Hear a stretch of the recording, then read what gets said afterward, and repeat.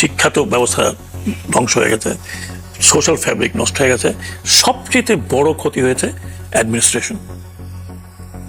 যদি আর্ম ফোর্সেসকে বলা হয় দে আর দি মানে most powerful organ of the state, most powerful organ of the state, if they don't support even a democratic. স্বাগত ভাই, আপনাকে স্বাগত আমাদের স্টুডিওতে। আপনাকে ধন্যবাদ, আপনাদের দর্শকদের শুভেচ্ছা। এই স্টুডিওতে আমি বোধহয় 2 বছরের উপরে অনেকদিন পরে 2 বছরের উপরে আসলাম। আপনার সাথে আমার বোধহয় দীর্ঘ বিরতির পরে দেখা হয়েছে। জি, এর আগে আমার মনে আছে আমরা একসাথে অনেকগুলো সেমিনারেও ছিলাম, টক শোতেও ছিলাম। জি, তখন আপনি মানে সঞ্চালক ছিলেন না, আপনি সঞ্চালক হওয়ার পরে বোধহয় আমি একবারই আসছিলাম মনে হয়। সঞ্চালক হয়েছে সেটা বহু বছর আগে, মাঝে আবার আমাকে বাদ দেওয়া হয়েছিল। হ্যাঁ, হ্যাঁ। তখনকার সরকারের প্রেশার ছিল। আপনি যখন একবার এখন এখানে এসেছি কিন্তু আর 2 মাস হবে মাত্র। না, আমি আগে যখন একবার জি, তখন একবার আমরা আসছিলাম, তখন নিচে ছিল, ইফ ইউ রিমেম্বার, তখন এই বিল্ডিংটি হয়নি। এই বিল্ডিংটাই তো নতুন, নতুন মানে আপনি যখন আসছেন তখন তো সেই জন্য মানে আপনার সাথে এইভাবে প্রায় অনেক বছর পরে বসলাম। আশা করি আমাদের আলোচনা ফলপ্রসূ হবে। দর্শকদের আমি অভিনন্দন জানাবো। তারপরে আজকে 5 আগস্ট, 2 বছর আগে 5 আগস্টের ঘটনা সবাই জানেন, এখন এটা খুব তাজা। তো প্রথমেই আমি আপনার শুরু করার আগে, কারণ আমি ইমোশনালি প্রচণ্ড ইনভলভ ছিলাম এই পুরো প্রক্রিয়ার সাথে, যেটা হয়েছে যে গণজাগরণের সাথে। আমার ওই সময় কতগুলো টক শো ছিল, সেগুলো এগুলো এখনো যদি যারা দেখেন তারা জানেন। 4 তারিখে গতকাল থেকে গেল 4th অগাস্টে আমার ক্লিপ দেখলাম যে ফেসবুকে চলছে। 4th অগাস্টে আমরা একটা ঝটিকা প্রেস কনফারেন্স করেছিলাম আমাদের রাওয়া ক্লাবে। ওখানে আমাদের বেশ কয়েকজন, বেশিরভাগই রিটায়ার্ড অফিসার ছিলেন। সেখানে আমাদের প্রাক্তন 2 জন চিফ ছিলেন, একজন জালালউদ্দিন, ইকবাল করিম ভূঁইয়া।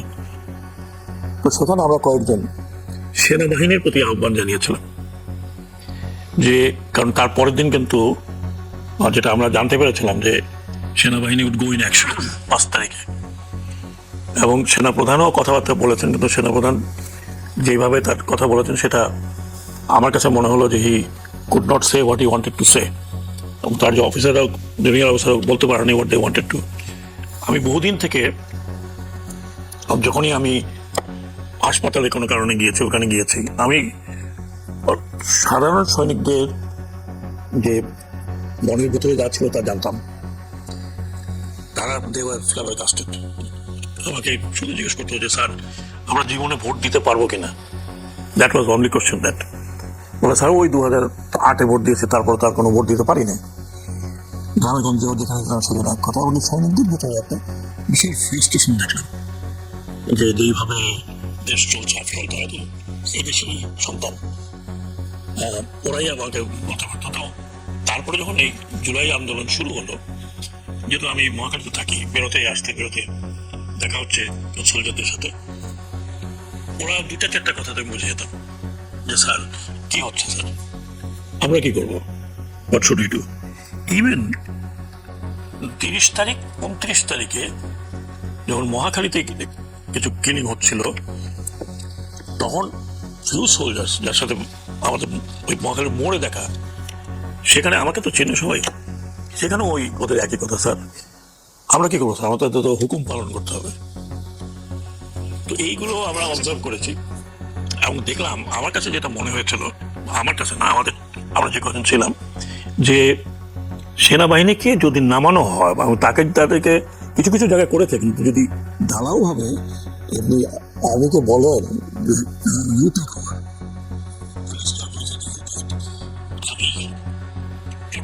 মানে এক ধরনের স্যান্ডউইচ ছিলাম যে আর্মিতে রিভোল্ট হয়ে যাবে, এবং সেনাবাহিনীতে যদি রিভোল্ট হতো তাহলে it would have gone in a different way.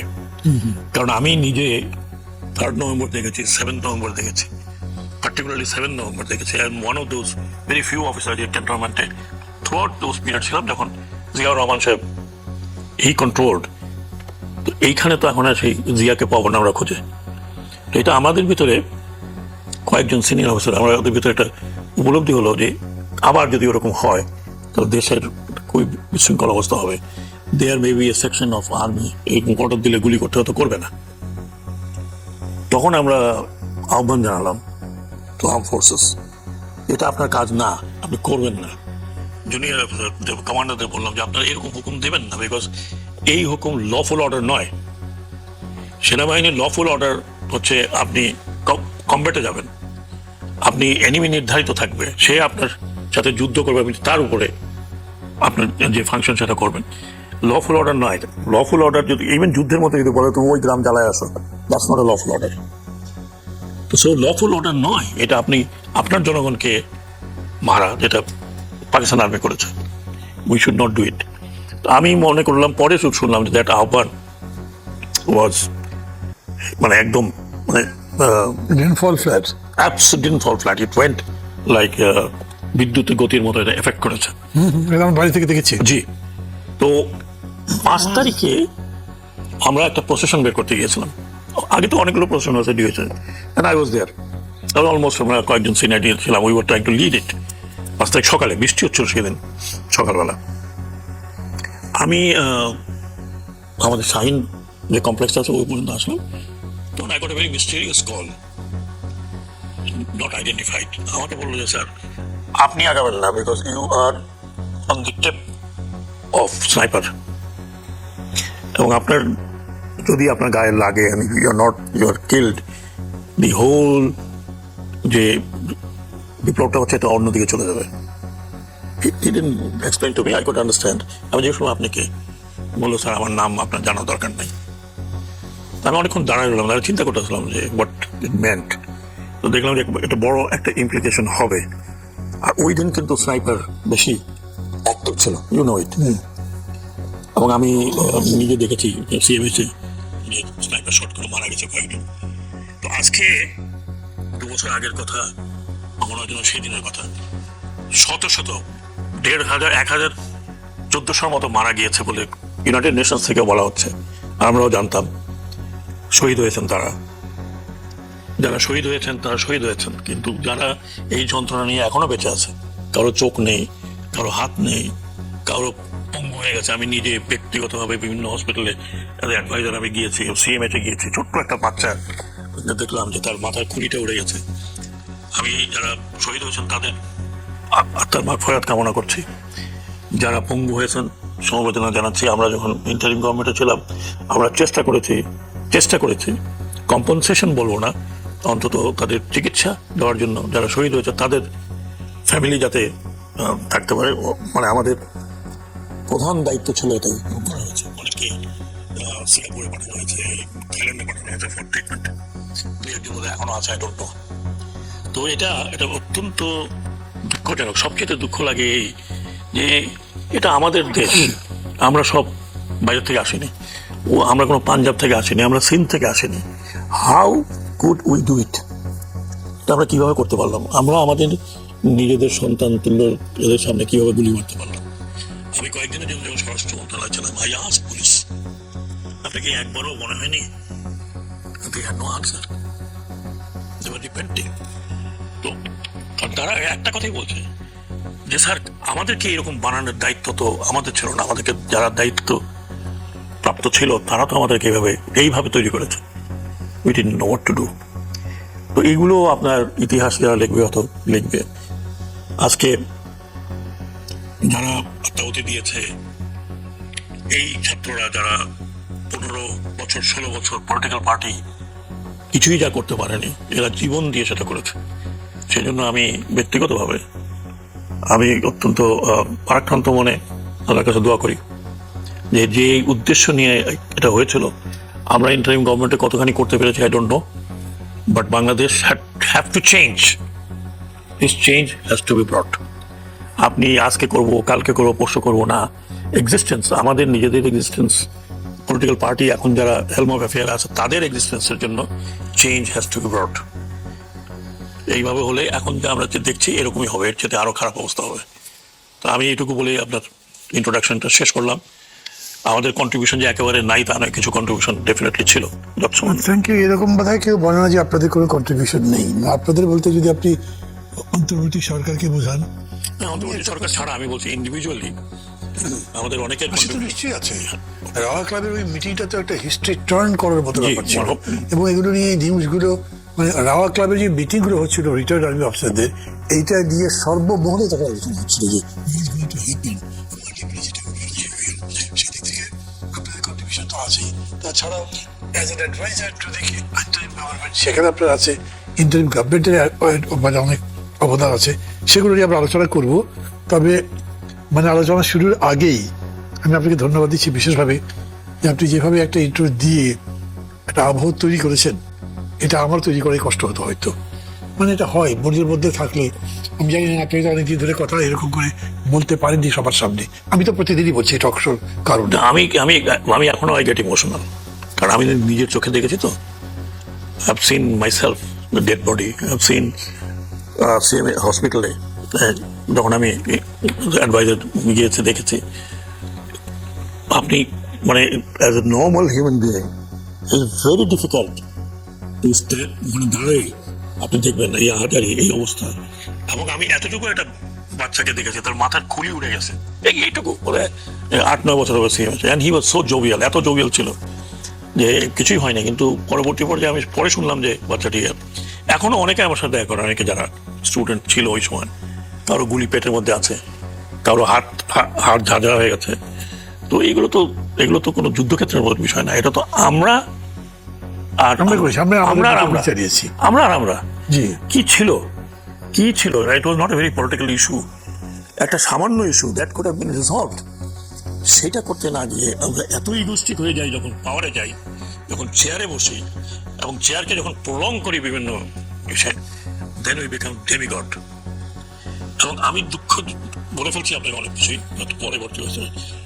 আমাকে দুঃখ লাগে কি, আমরা এই নেতাদেরকে ডিক্টেটর আমরা তৈরি করি, এত স্তুতি। ডেমোক্রেসি বলতে কোনো কিছু নাই, আপনি কোনো কিছু বললে বলছে আমরা আমাদের নেতা যা বলবেন তাই। আপনি নেতাকে কি বানাচ্ছেন? Slowly and gradually you making him dictator, এবং ডিক্টেটরের উপরে আপনি বানিয়ে ফেলছেন। আমি যে এই হাসিনাকে অতটা দোষ দিব না, ইন এ সেন্স তাকে বানিয়েছে কে, তার এইসব লোকজন চাটুকারি করতে করতে করতে করতে করতে পার্লামেন্টের মধ্যে আলা হজরত, আপনি শুনছেন তো এগুলো? জি, ওই একবার তো উনি মানা করলেন না। স্টেজ কামস যখন বোঝা যায় যে এখন আমি যদি বলি যে আমাদের বর্তমান প্রধানমন্ত্রী উনি সিম্পল থাকার চেষ্টা করছেন, is following trying to follow his father, আমি যেটা দেখছি চাটুকারি তো কমে নাই। He has to be very very careful. And আমি মানে আমার মনের থেকে বলছি, বিকজ 15 বছর আমি আপনাকে তো কম করিনি, ডাইরেক্টলি না হলে আপনি জেলেও গেছেন, আপনি পলিটিক্স করতেন, আপনি জেলেও গেছেন, আমিও তো বেঁচে গেছি যে বিভিন্ন কারণে। বাট আমরা তো ফেল করতে পারি না, every time we don't want to fail. এবং এইখানে এই চাটুকারিতা যদি না কমানো হয়, আমি আজকে সকালে আমরা আলাপ করছিলাম যে আমাদের দেশে এত চাটুকারিতা কিভাবে আসলো, কোথেকে আসলো? মানে মনে হলো যে আমি যদি এখন একটা চাটুকারিতা করি তাহলে না জানি আমি ভালো, আই এম ডুইং অফুলি ব্যাড।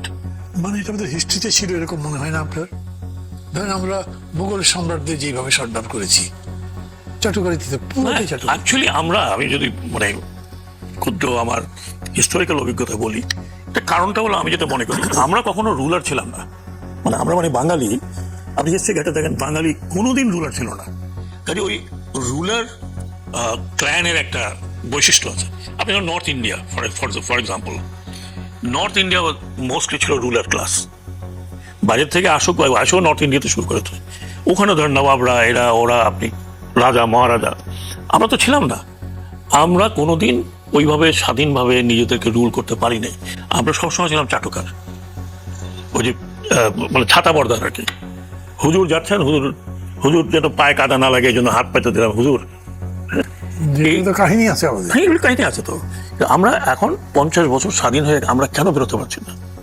এটা একটা বড় জিনিস। আমরা আমাদের নেতাদেরকে জীবন থাকতে দেই না। চাটুকারি করতে করতে করতে করতে করতে করতে এমন এমন কথা বলে যে বঙ্গোপসাগরের পানি শুকায় যাবে, কিন্তু আপনার গাথা দেখা শেষ হবে। এই করে করে আমরা আমাদের পলিটিক্যাল পিপুলকে দারুণভাবে নষ্ট করেছি। এটা চলমান আছে। One has to be very very careful এই চাটুকারিতা। আই মাস্ট স্ট্যান্ড, যে আপনি যদি আমাকে আমার ভুল ধরিয়ে দেন, I must stand on to it. আপনি চাটুকারি করতে না না স্যার, আপনি যা বলছেন এর আগে কোনোদিন হয় না এগুলো, এই প্রথম। না আমরা আবার বোধহয় মানে চাটুকারিতে এনজয়ও করি। না না, এনজয় করেন কখন? ধরেন আপনি প্রথম বললেন যে শ্যাট আপ, হ্যাঁ, দ্বিতীয় দিন বললেন শ্যাট আপ, থার্ড ডেতে বললেন ভাই প্লিজ একটু কম করেন, ফোর্থ ডেতে আপনি তখন একটু গালে হাত দিয়ে মুচকে মুচকে আসবেন, তাই তো? I am the boss, I do everything. এই চাটুকারিতা করতে করতে করতে করতে আমরা কাউকে নর্মাল থাকতে দেয় নাই। আপনি দেখেন হাসিনার অবস্থা, হাসিনা যা করলো, বাকিরা কখনো তাকে বাধা দিয়েছে? কোনো বাধা দেয়নি। She even didn't know what she was doing. She was killing people. তার নিজের লোককে মারছে, তার নিজের। এখনো মনে করেন না এটা? এটাই তো মুশকিল, এখনো মনে করেন না। আমি তো ওই কথাটা বলছি, আপনারা ক্ষমা চান, জনগণকে ফেস করেন, ফেস দ্য পিপল, ক্ষমা চান। একটা লোক এই পর্যন্ত কিন্তু অনুশোচনা করে নাই। আপনি শুনছেন তো ফেসবুকে এত তারা বড় বড় কথা বলে, একবার